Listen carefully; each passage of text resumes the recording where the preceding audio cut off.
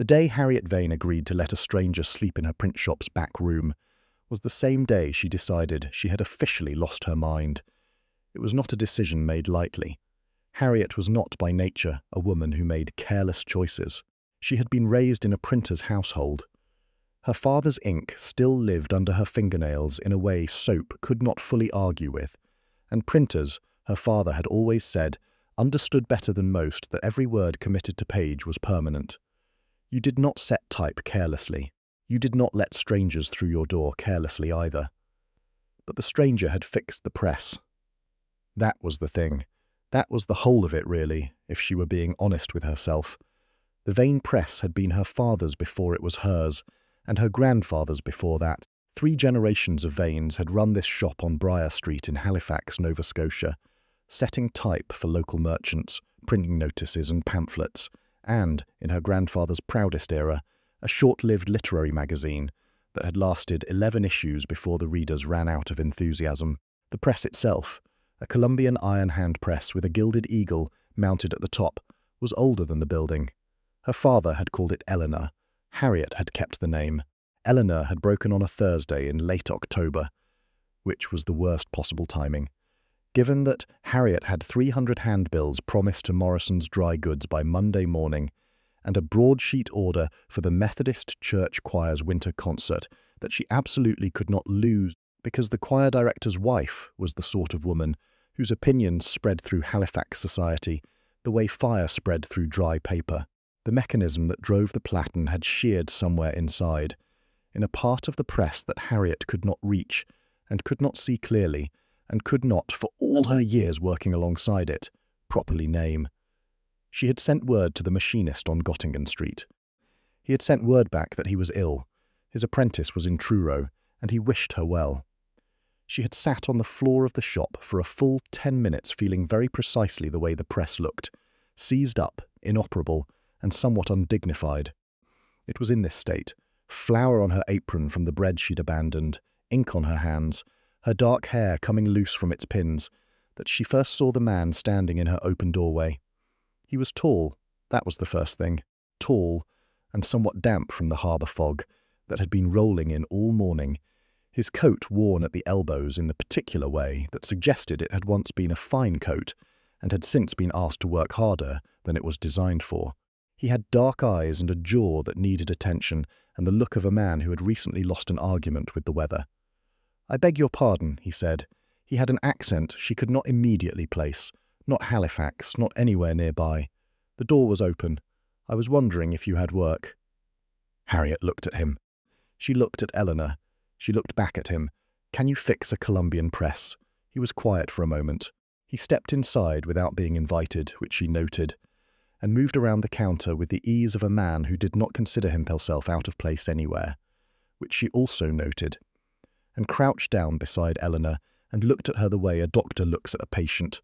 Not alarmed, not baffled, just assessing. What happened to the Platen mechanism? Something sheared. "May I?" She handed him the lamp. He looked for a long time without touching anything, which told her more than she wanted to admit about whether he knew what he was doing. "I can fix it," he said finally. "I'll need to fabricate one part. There's an ironmonger 2 streets north. Macpherson's. I'll be back in 2 hours. I haven't agreed to hire you."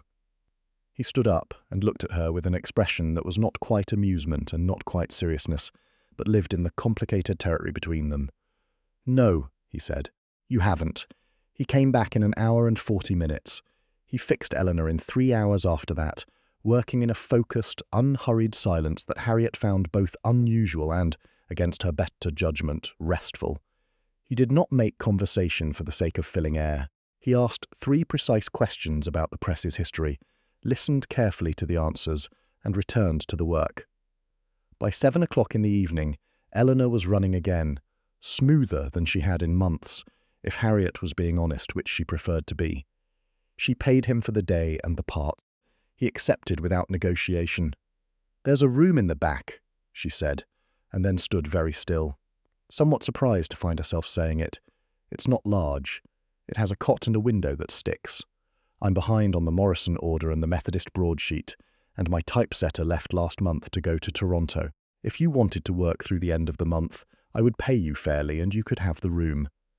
He was quiet in that way he had, that unhurried way that suggested he was genuinely thinking rather than performing consideration. I know typesetting, he said. Then we might manage. His name, he told her, was Deverell. Just Deverell, offered with a slight finality that discouraged the obvious follow-up question. She did not push. She had enough pressing concerns without collecting other people's complications. She would think about that later, about how she had not pushed, and what would have changed if she had. He was, she discovered quickly, extraordinarily capable. This was the irritating part. It would have been easier to resent him, or at least to manage him at a safer emotional distance, if he had been merely adequate. But Deverell was not merely adequate at anything he touched. He set type with a speed and accuracy that made her quietly recalibrate her sense of what was possible in a day's work. He understood not just the mechanics of the press, but the logic of it, the relationship between impression and ink, between typeface and legibility, between what was printed and what was actually read. He had opinions about typography that were infuriatingly correct. "This face is too narrow for the handbill," he said on the third morning, holding Morrison's proof up to the light. "It'll read as cramped. You want something with more air in the body. I've been printing for Morrison for 6 years, and he's been squinting at his handbills for 6 years. She changed the face. Morrison, picking up his order Monday, said it was the clearest printing she'd ever done for him. She did not tell Deverell. He did not ask. She told herself this was a professional arrangement. She told herself this with the same regularity. She noted the small details that didn't quite fit. The way he wrote, when she asked him to draft text for a client's notice, in an educated, elegant hand that had clearly been drilled into him young. The way he knew which fork to reach for when she occasionally fed him supper at the kitchen table, by reflex rather than thought. The way he went absolutely, carefully still when someone mentioned the Marquess of Carlington, whose family seat was in England, but whose name appeared periodically in the Halifax papers, because Carlington money was rumoured to be interested in the new rail development along the eastern shore. She noticed. She filed it. She kept working. There was a rhythm to the days that she had not expected to find comfortable, and found deeply so. The shop opened at 8. Deverell was always already at the press, or in the composing room, or doing some small maintenance task on Eleanor that he had noted in passing the day before and quietly seen to without being asked. They worked alongside each other with the ease of people who had negotiated a shared space, which was strange, because they hadn't. It had simply evolved, as though some wordless agreement had been reached and signed without either of them noticing. Her friend Agnes came by on a Wednesday afternoon and found Harriet and Deverell arguing cheerfully over the layout for a solicitor's advertisement, and gave Harriet a look on her way out that Harriet chose not to examine until much later. At supper that same evening, her younger brother Ned, 17, lanky, possessed of strong opinions about everything and information about nothing, announced that the man at Macpherson's ironmonger had said that the fellow staying at Harriet's shop had been asking questions about the harbour. What sort of questions? Harriet asked. About the new shipping contracts. Who held them, whether they were contested? Deverell, across the table, was eating soup with perfect composure. "Were you?" Harriet asked him directly. "I was curious," he said. "I have an interest in commerce. You have an interest in printing. I have an interest in several things." Ned looked between them with the bright, useless alertness of someone who sensed significance without grasping it. Harriet let the matter go. She told herself, as she washed the bowls afterward, that everyone was entitled to curiosity. She told herself this very firmly. She believed it for approximately another 10 days. It was the letter that changed things. It came in the second week of November, addressed in a formal hand to a name that was not Deverell. That was, in fact, Lord Ashburn, with an address in London and a sender's mark from the offices of a law firm she didn't recognise. It had been delivered to the shop by mistake, the postal clerk having confused Briar Street with Briar Lane, and she had been holding it in her hand for a full 30 seconds before she registered what she was reading. Lord Ashburn. She set it on the composing table. She went back to the rack of type she'd been sorting. She sorted type for perhaps 4 minutes before she put it down and went to find Deverell, who was in the back room, doing something to Eleanor's roller mechanism that she had not asked him to do and had been intending to get to herself. She held out the letter. He looked at it. Something moved across his face. Not guilt, exactly, and not surprise. Something more like a man who has been walking a long road and has finally arrived at the destination he knew was coming. He took it from her without speaking. He looked at the sender's mark. He set it on the workbench beside him. "You should read it," she said, and her voice was steadier than she felt. "I know what it says." "Then perhaps you ought to tell me what it says." He was quiet for a long moment, then. "My father died 6 weeks ago. I am, apparently, now the Duke of Ashburn. My solicitors have been looking for me." The room was very still. "You are a duke," Harriet said. "Yes. You have been setting type in my shop. Yes, for 3 shillings a day and a room with a window that sticks." Something shifted in his expression. Not amusement, but something adjacent to it, and beneath that, something much more serious. "The window is not as bad as you made it sound," he said. "And the rate was fair." She left the back room. She went into the shop, where Eleanor stood solid and indifferent, and she stood beside the press and thought, with considerable precision, about what it meant that a man with a ducal title had sheared a part off her Platon mechanism and gone to Macpherson's for iron stock and not mentioned any of this. Not once. Not when she'd hired him, not when she'd offered him the room, not when Ned had asked about the harbour contracts. Not at supper, not in the evenings, not in 3 weeks of working side by side in a space so small you could hear the other person breathing. He appeared in the doorway to the shop. "I left London," he said, "because I needed to understand who I was without the title. I had." He stopped. "I had spent 32 years being Ashburn's heir. When my father died, I realised I did not know what I was apart from that. I needed to find out. So I came to Halifax, because I have a connection to the shipping interest here, and because it was far enough. And instead you ended up fixing my press. Yes. And not telling me. No. Why not?" He looked at her directly. He had always been direct. She had noticed that from the first day, the way he answered questions honestly, instead of pleasantly, the way he didn't ornament. "Because," he said, "you would have treated me differently." She wanted to say that she wouldn't have. She found, with some discomfort, that she wasn't sure. "You should go," she said. "Your solicitors are looking for you. There is presumably a great deal waiting." "Yes," he said, "there is." He didn't move. Harriet. It was the first time he had used her name without the Miss Vane formality she'd established on the first day. It landed differently than she expected. "I want to be honest with you," he said. "I should have been honest sooner, and I was not, and I cannot make that right by saying so, but I want to say it anyway. These 3 weeks, working here, the rhythm of it, this has been the first time since my father died that I have felt like a person rather than a problem to be administered. I don't know what to do with that except tell you that it's true." She looked at him for a long time. Then she looked at Eleanor. "You're going back to England." "I have to. There are obligations. The estate, the tenants. There are people depending on the dukedom being settled." "I know. But I would like to come back. If that is not."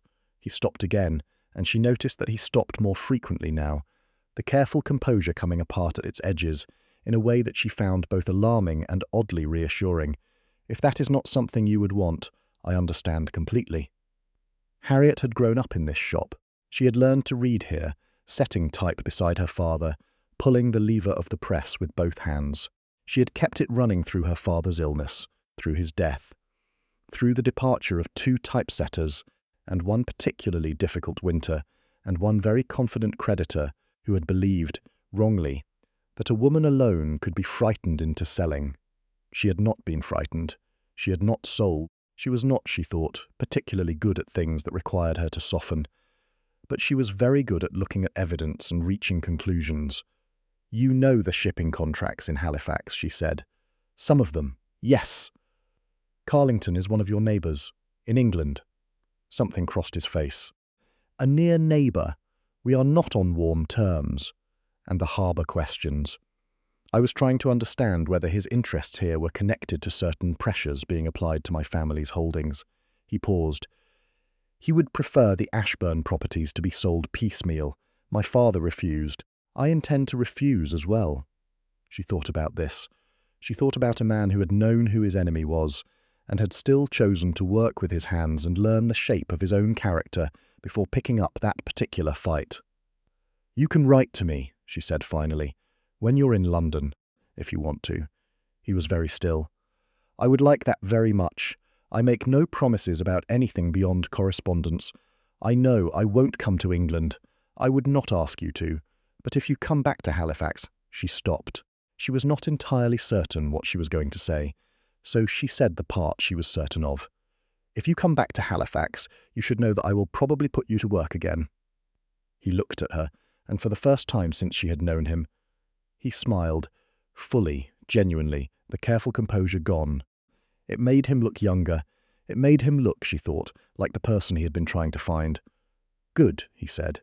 He left on a Friday, in November rain, with the letter from his solicitors in his coat pocket, and a recommendation from Harriet to a shipping agent she trusted, who could arrange his passage with less waiting than going through the usual channels.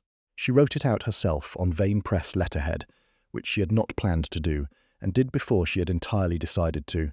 He read it. He folded it and put it with the solicitor's letter. "Thank you," he said at the door. "Fix the sticking window before you go," she said. "It's going to be a cold winter," he laughed, a short, genuine sound, and went and fixed the window. It took him 7 minutes. He came back to the door. "Harriet Deverell." He looked at her for a moment in the way she had come to recognize. Direct, unhurried, honest. Then he stepped out into the rain and was gone. His first letter arrived 3 weeks later, from London, on paper that was very good, and in handwriting that was, if anything, neater than what she'd seen before, as though he'd decided to stop pretending about that. He wrote about the estate. Larger than he'd expected, more complicated. He wrote about the solicitors, who had been managing things in his absence with varying degrees of competence. He wrote that Carlington had sent a very civil note of condolence that had made his skin crawl. He wrote that the tenants on the home farm were good people who had been poorly served for the last several years of his father's illness, and that he intended to remedy this, and that it was going to take most of the winter. He wrote at the end, "The press you have must be one of the last working Columbians in Nova Scotia. You should know that in case you ever consider whether it is worth repairing again." "It is," she wrote back.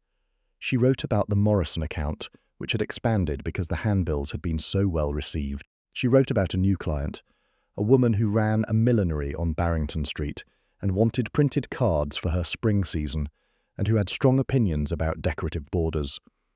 She wrote that Eleanor was running well. She wrote that the window stayed fixed. She did not write the things she was still sorting through, the fact of him, the comfortable shape of those 3 weeks, the way the back room seemed different now, even though she used it the same way.